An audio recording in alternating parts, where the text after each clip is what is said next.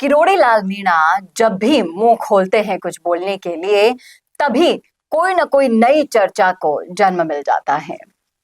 हाल ही में उन्होंने रामविलास मीणा के लिए जो बयान दिया है, उसके हजारों मायने निकाले जा रहे हैं अलग अलग दिमागों से। अब गले की घंटी, अपने गले की घंटी रामविलास मीणा के गले में क्यों लटकाना चाहते हैं किरोड़ी लाल मीणा? कुंभ जाकर संन्यास लेना चाहते हैं या फिर कुंभ से वापसी करने पर कोई धमाका करना चाहते हैं? सब कुछ डिटेल में हम डिस्कस करने वाले हैं इस वीडियो में, इसलिए बने रहेगा आखिर तक हमारे साथ। नमस्कार, मैं हूं चेतना शर्मा। आप देखना शुरू कर चुके हैं संवाद भारत का, भारत के लिए। और इस मुद्दे पर चर्चा करने के लिए मेरे साथ मौजूद है हमारे editor in chief Varun Bhansali ji. Varun sir, जिस तरीके से ये बयान सामने आया है, पूरे राजनीतिक गलियारों में तरह तरह की चर्चाएं हो रही हैं। इसमें किरोड़ी लाल मीणा कहते हुए दिखाई दे रहे हैं कि हे पपलाज माता, मेरे गले की घंटी इनके गले में पड़ जाए। आपको क्या लगता है, ये गले की घंटी है क्या चीज? देखिए, बहुत सिंपल सी बात है कि किरोड़ी लाल मीणा जानते हैं कि कैसे और कब राजनीतिक तरीके से ऐसे विरोधियों को सुधारना है जो इस तरह से मामला बैठे कि हींग लगे ना फिटकरी फिर भी रंग आए चोखा। और कहीं ना कहीं दौसा में और पूरे ईस्टर्न राजस्थान की बेल्ट में बीजेपी के अंदर जो हो रहा था, वो किरोड़ी लाल मीणा को बहुत वक्त से परेशान कर रहा था। जब दौसा में चुनाव होते हैं, बीजेपी के अंदर का ही शख्स किरोड़ी लाल मीणा और उनके भाई को हराने में जी जान लगा देता है, और जो जनरल कास्ट के वोट पड़ने चाहिए थे वो बिखर जाते हैं। किरोड़ी लाल मीणा दौसा हार जाते हैं। और उससे पहले से ही ये चर्चाएं भी आम होती रहती है कि रामविलास मीणा को किरोड़ी लाल मीणा की जगह दी जाएगी।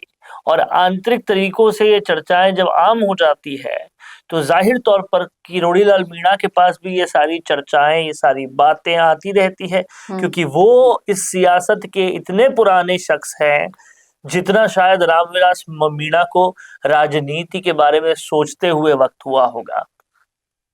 तो जाहिर सी बात है कि किरोड़ी लाल मीणा के पास ये जो अफवाहें, बातें और ये सारी चीजें आ रही थी कि कैसे बीजेपी के अंदर के ही लोग उनकी काट कर रहे हैं, अब उन बातों पर सीधे तौर पे ना जवाब देकर कैसे एक कटाक्ष कसा जाए, कैसे उन बातों का एक ऐसा जवाब दिया जाए कि कहीं ना कहीं ये भी ना हो कि पार्टी के गलत लाइन में जा रहे हैं, पार्टी के विरोध जा रहे हैं और धुर विरोधी को अपना जवाब भी मिल जाए। इसलिए उन्होंने मंत्री पद को गले की घंटी कहा, ताकि वो समझे कि जहां वो किरोड़ी की जगह लेने की भरसक कोशिशें कर रहे हैं, वो जगह कांटों से भरी हुई है, वो ताज कांटों का बना है। मंत्री बनना इतना आसान नहीं होता, समर्थकों की लोकप्रियता पाना इतना आसान नहीं होता। ये सब कुछ समझाने बताने के लिए इस तरह के सेंटेंसेस का यूज किया गया। आपको याद होगा कि मंत्री पद छोड़ने वाले थे किरोड़ी लाल मीणा, उससे कुछ दिन पहले ही एक संत महात्माओं के फंक्शन में भी वो गए थे और वहां कुछ ऐसा ही उन्होंने कहा था जिससे ये साफ हो गया था कि वो कुछ दिन में छोड़ देंगे मंत्री पद। तो कहीं ना कहीं वो हिंदुत्व की तरफ, आध्यात्म की तरफ जाते हैं, एक बड़ा ही मैसेज आता है वहां से। तो हो सकता है कि ये जो कुंभ जो 144 साल बाद हो रहा है, वहां से एक और बड़ा मैसेज आए और बीजेपी अपनी आंतरिक कलह नहीं संभाल पाए। क्योंकि आपको याद होगा कि इससे पहले जब अमित शाह से मिले थे किरोड़ी लाल मीणा, और उसके बाद जब जो राजस्थान के प्रभारी हैं और उनके साथ जो और बड़े बड़े शख्स है, राधा मोहन जी के साथ और भी जो सब वी संतोष हैं, उनके आने पर कहीं ना कहीं ऐसा लग रहा था मामला सारा शांत हो गया है। लेकिन जैसे ही ये लगना शुरू हुआ, किरोड़ी लाल मीणा ने एक मीडिया को बाइट देते हुए, जहां 10-15 मीडिया के कैमरे थे, वहां बाइट देते हुए जब सवाल ऐसा ही भर्ती का पूछा गया तो उन्होंने इस तरह से इशारा कर दिया, चुप्पी का इशारा कर दिया। तो वो बहुत साफ है कि वो कहीं ना कहीं अभी भी खुश नहीं है। और आज लालसोट विधायक जो कहीं ना कहीं ईस्टर्न राजस्थान में किरोड़ी लाल मीणा की जगह लेने की बार बार कोशिशें कर रहे थे, अंदर खाने से बहुत कोशिश कर रहे थे, और कहीं ना कहीं ईस्टर्न राजस्थान में उन्हें काफी तंग किया जा रहा था, उसका उदाहरण, उसका एक आंसर कह सकते हैं कि किरोड़ीलाल मीणा ने इस स्वरूप दिया है कि एक बार ये गले की घंटी लेकर तो देखो कितनी मुश्किल होती है। लेकिन फिर भी अगर आप इन चीजों को देखें, समझें, तो इस्तीफा देने के बाद भी किरोड़ीलाल मीणा मंत्री हैं, बैठकों में मंत्रियों के तौर पर जाते भी हैं, फैसले भी करते हैं, राय भी देते हैं।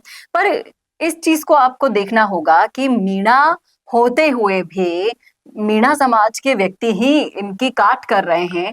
यहाँ पर ये जो आंतरिक कलह, सामाजिक ऐसा नहीं कि मीणा समाज में बिखराव नहीं है, बिखराव है, तभी तो मुरारीलाल मीणा दूसरी पार्टी से भी है, अपनी पार्टी में भी बिखराव है, दूसरी पार्टी से भी बिखराव है, बिखराव मीणा समाज में है, उसमें कोई दो राय नहीं है। लेकिन उतना ही सही बात ये भी है कि बाबा किरोड़ीलाल आज भी गरीबों के मसीहा है।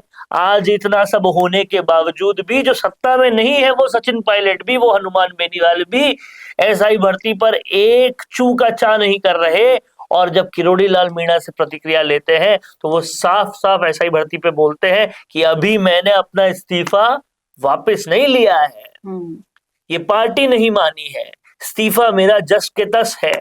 ये सब वो तब बोलते हैं जब वी संतोष भी आ जाते हैं, जब अमित शाह से मुलाकात भी हो जाती है। तो किरोड़ीलाल मीणा खुश तो नहीं है और अपने स्टैंड के पक्के हैं।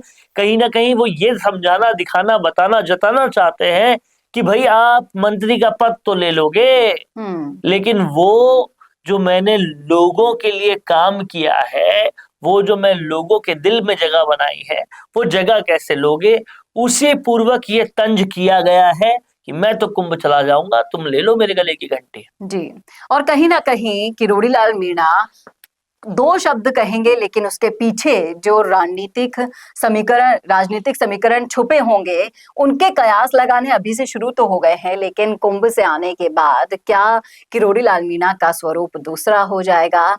क्या इस बयान का असर आला कमान तक पहुंच जाएगा, या फिर जो सुगबुगाहट हो रही थी, देखिए बजट सत्र के बाद मंत्रिमंडल विस्तार होगा, ये लगभग तय माना जा रहा है, क्योंकि उससे पहले मंत्रिमंडल विस्तार करना भी बीजेपी पर उल्टा पड़ जाएगा। इसीलिए इन सब चीजों को ध्यान में रखते हुए राजस्थान के राजनीतिक समीकरण तेजी से बदलते हुए नजर आ रहे हैं। इस बयान के जितने भी मायने निकाले जाएं उतने ही कम है। असल में होगा क्या, क्या होने वाला है, ये सिर्फ और सिर्फ किरोड़ीलाल मीणा जी ही डिसाइड करेंगे।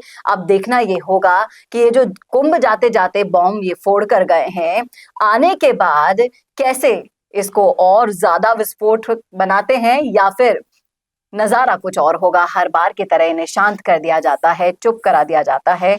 देखने वाली बात होगी। आपको क्या लगता है कि क्या किरोड़ीलाल मीणा फिर से चुप बैठ पाएंगे? इस विषय पर बताइएगा जरूर, कमेंट में करके अपनी राय लिखिएगा। और कैसा लगा वीडियो ये बताना ना भूलेगा। और ऐसे और वीडियोस के लिए देखते रहिए संवाद भारत का, भारत के लिए।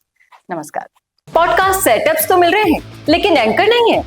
पॉडकास्ट सेटअप और एंकर मिल गया तो एडिटिंग नहीं है। पॉडकास्ट सेटअप भी मिल गया, एंकर भी मिल गया और एडिटिंग भी मिल गई, लेकिन उसे अपलोड करने के लिए अच्छे व्यूअरशिप वाला चैनल नहीं है। और अगर वो सब भी मिल गया तो पॉडकास्ट को अच्छे एसईओ के साथ अपलोड करने का डिजिटल सपोर्ट नहीं है। और अगर ये सारी चीजें एक साथ मिल रही हैं तो प्राइस बहुत ज्यादा हाई है। तो अगर आपको ये सारी चीजें चाहिए आपके अपने जयपुर में, जो आपको पॉडकास्ट सेटअप्स, एक्सपीरियंस एंकर्स, शानदार studio, amazing editing, 6 crore plus views वाले चैनल पर अपलोडिंग, और तो और सिर्फ पॉडकास्ट ही नहीं, उसके साथ आपको मिल रही है उसी पॉडकास्ट में 5 रील्स फ्री, वो भी सिर्फ 8,000 रुपए में। और ये सब कुछ मिल रहा है आपको सिर्फ और सिर्फ मिशी मीडिया सॉल्यूशंस में। तो सोच क्या रहे हैं? अगर आप भी चाहते हैं पॉडकास्ट के जरिए पूरे सोशल मीडिया पर छाना, तो अभी कॉन्टैक्ट कीजिए स्क्रीन पर दिए गए नंबर पर।